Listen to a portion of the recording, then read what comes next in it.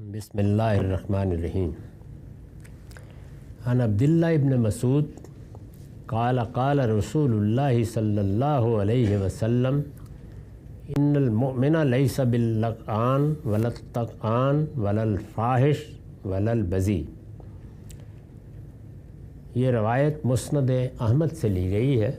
इसका रकम है 3948।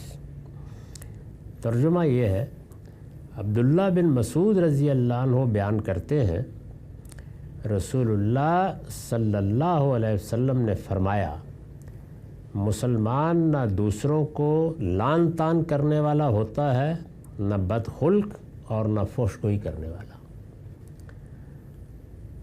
ये इस्लाम की अखलाकी तालीमात की तरफ इशारा फरमाया है। अल्लाह ताला ने अपनी किताब में नहायत वज़ाहत से बयान कर दिया है कि इस दुनिया में हमारे परवरदिगार को हमसे जो सबसे बड़ी चीज़ मतलूब है वो तत्हीर अखलाक है। हमारे अखलाक पाकीज़ा हों। अखलाक बाहमी रवाबित और ताल्लुकात में हमारे रवैयों का नाम है। यानी मैं सबसे पहले अपनी ज़ात से मुतल्लक़ होता हूँ, फिर अपने परवरदिगार का शऊर अपने अंदर पैदा करता हूँ। मेरे गिरदो पेश में मेरे आइज़ा अक़रबा माँ बाप रिश्तेदार होते हैं। मैं कहीं रहता हूँ तो पास पड़ोस के लोगों से मेरा वास्ता पड़ता है। मैं माश की जद्दोजहद करता हूँ तो वहाँ लोगों के साथ मामलात करने होते हैं। मैं किसी माशरे का हिस्सा बन के रहता हूँ तो सियासी और समाजी ताल्लुकात पैदा होते हैं। ये हर इंसान का ताल्लुकात का दायरा है। इसमें सही रवैये इख्तियार किए जाएं तो इंसान बरतर अखलाकियात की तरफ आगे बढ़ता है। गलत रवैये इख्तियार किए जाएं तो पस्ती में उतरता है। अल्लाह ताला ने तज़किये को, पाकीज़गी को अपने दीन में हदफ या नस्बुलैन करार दिया। यानी दुनिया में जो चीज़ हमें हासिल करनी है वो ना दूसरों पर गलबा है, ना कोई हुकूमत है, ना इक़्तिदार है। ये तो अल्लाह की नेमतें हैं, मिलती भी हैं, नहीं भी मिलती। जिस चीज़ को नस्बुलैन और हदफ की हैसियत हासिल है वो पाकीज़गी है। आलूदगी से अपने आप को बचाना और पाकीज़गी को तरक्की देना। अरबी ज़ुबान में इसको तज़किया कहते हैं। और अल्लाह ताला ने ज़मानत दी है कि क़द अफ़लह मन ज़क्काहा, जिसने अपने आप को पाकीज़ा बना लिया वो क़यामत में फ़लाह पा जाएगा। गोया सारे दीन में मकसद की हैसियत इसी को हासिल है। ये पाकीज़गी 3 पहलुओं से या 3 जिहात से मतलूब है। बदन की पाकीज़गी, उसके लिए बहुत से आदाब रसूम हमारे दीन में कायम किए गए हैं। उसके बाद खुर-ओ-नोश की पाकीज़गी, यानी हमारे खाने पीने को पाकीज़ा होना चाहिए। और सबसे बढ़कर अखलाक की पाकीज़गी। ख़ुद रिसालत मआब सल्लल्लाहु अलैहि वसल्लम ने अला सबीली तगलीब ये फ़रमाया कि बुइस्तु लिउतम्मिम मकारिमल अखलाक, मैं पैगंबर की हैसियत से इसीलिए भेजा गया हूँ कि आला अखलाक को पाए तकमील तक पहुँचा दूँ।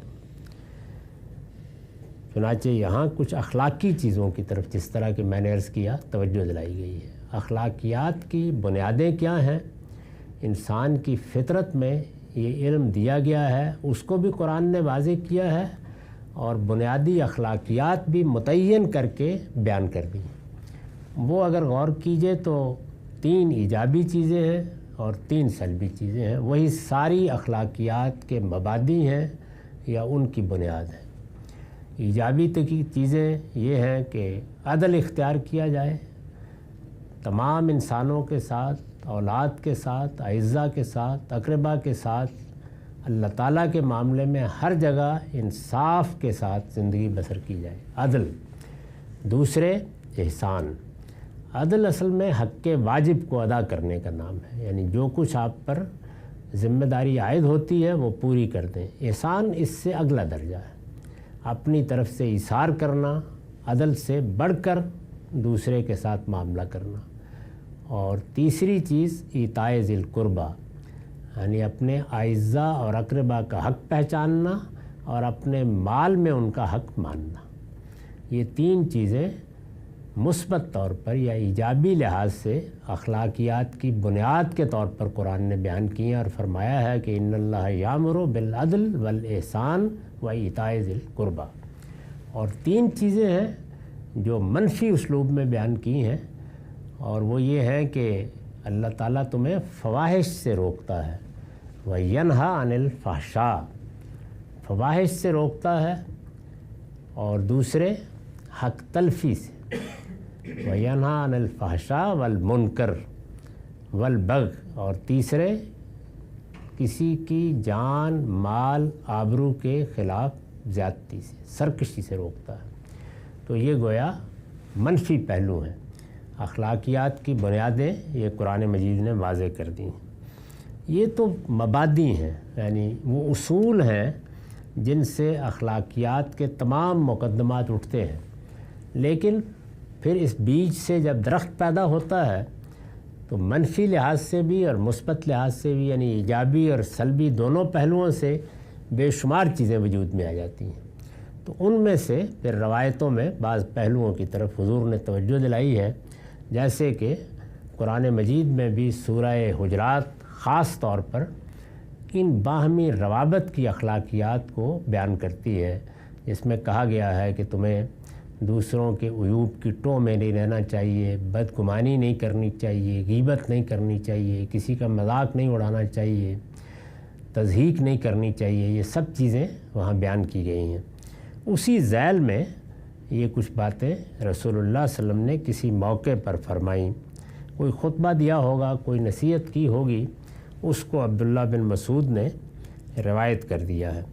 یہ بالکل ممکن ہے کہ اس موقع پر بہت سی اور باتیں بھی کہی گئی ہوں، ان کو جو بات یاد رہ گئی وہ انہوں نے بیان کی ہے۔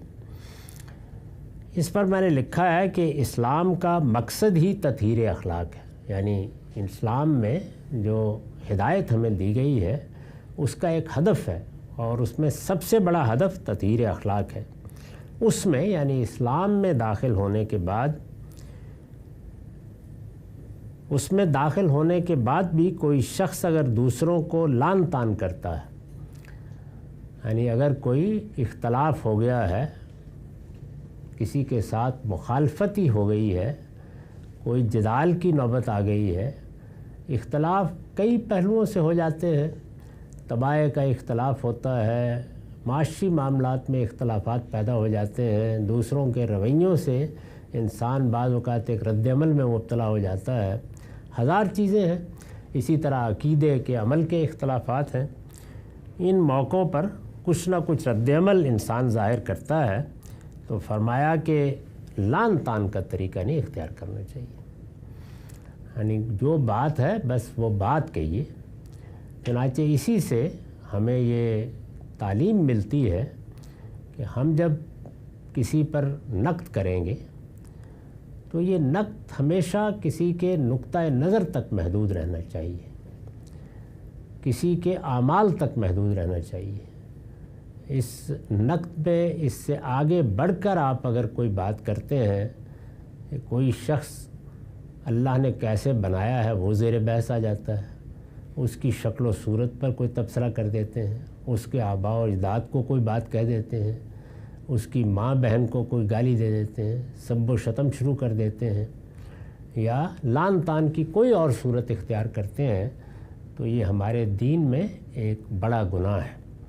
چنانچہ فرمایا کہ کوئی شخص اگر مسلمان ہے تو اسے سمجھنا چاہیے کہ مسلمان صرف وہ نہیں ہوتا کہ جو ایک کلمہ پڑھ لیتا ہے، بلکہ کوئی مسلمان دوسروں کو لعن طعن کرنے والا نہیں ہوتا، یا بدخلق اور فوش گو ہے، یعنی لوگ اس سے گھبراتے ہیں، کچھ معلوم نہیں کہ یہ کس لب و لہجے میں بات کرے گا۔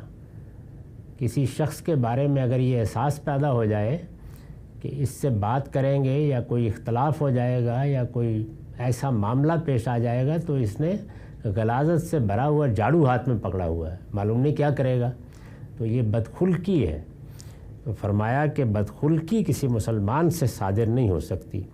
اسی طرح فحش گو، یعنی وہ چیزیں کہ جو زبان پر لانا شرفاء کا طریقہ نہیں ہے، اور خاص طور میں جنسی اعتبار سے بعض چیزوں کو ہدف بنا کے جس طرح ہمارے ہاں سب و شتم کیا جاتا ہے تو یہ فحش گوئی ہے. اس کو بھی حضور نے فرمایا کسی مسلمان کے شایان شان نہیں ہے.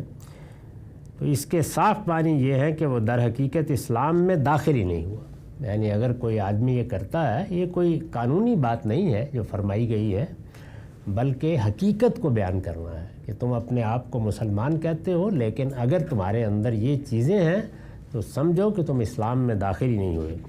اس کے لیے اسلام محض ایک نام ہے جو اس نے اپنے لیے اختیار کر لیا ہے. اگر اسلام کو سوچ کر سمجھ کر اختیار کیا ہے تو پھر یہ نہیں ہو سکتا کہ ایک مسلمان بھی ہو، وہ دوسروں پر لعن طعن کرے، وہ بدخلق ہو، وہ فحش گوئی کرنے والا ہو. یہ بات حضور نے بیان فرمائی. وآخر دعوانا الحمدللہ رب العالمین.